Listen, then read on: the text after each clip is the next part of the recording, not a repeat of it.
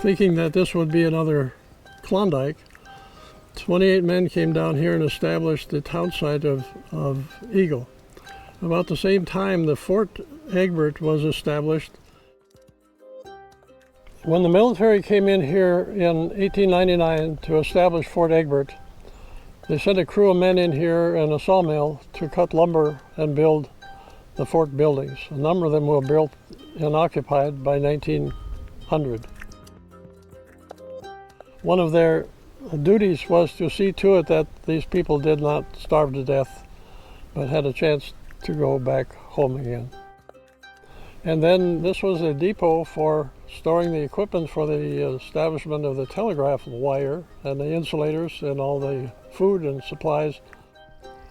The telegraph was obsolete within 5 years when the wireless system came into being, and they established the wireless station up on top of the ridge just as you head out of town here with a big tall antenna. And the other reason for Fort Egbert was they took care of civil matters until the court system could be established. And Judge Wickersham came here in 1900, and the courthouse was built and occupied in 1901.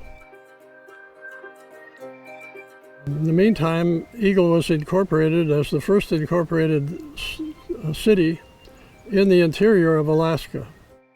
There was about 1,700 people in here at one time. So the fort was here till 1911. In 1910 they started to close it down, and those buildings were just left behind.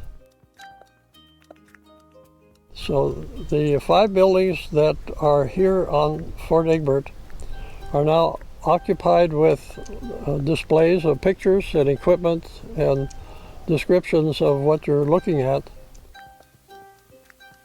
Right now the fort is maintained by the Bureau of Land Management. The grounds and the buildings are cared for by them, and the displays in these 5 buildings are the responsibility of the Historical Society.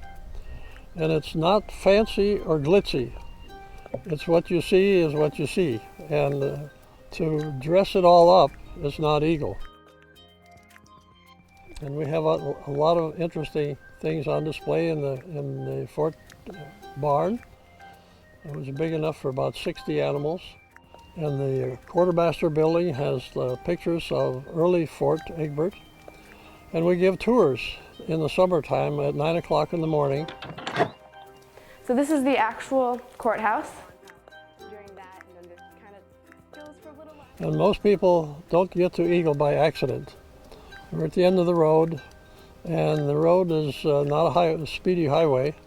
Beautiful trip. I tell people, enjoy it because it has a lot of character. And if you try to hurry, you're going to miss the beauty of it all. A lot of interesting things why Eagle has remained. The beauty of the river, the Yukon River, and the mountains across the river. Most of the peaks are in Canada. We're that close to the border. Eagle Bluff right here at the bend of the river. It's just a beautiful spot. So that's kind of in a nutshell, why the fort was here, why Eagle is still here. Come see us.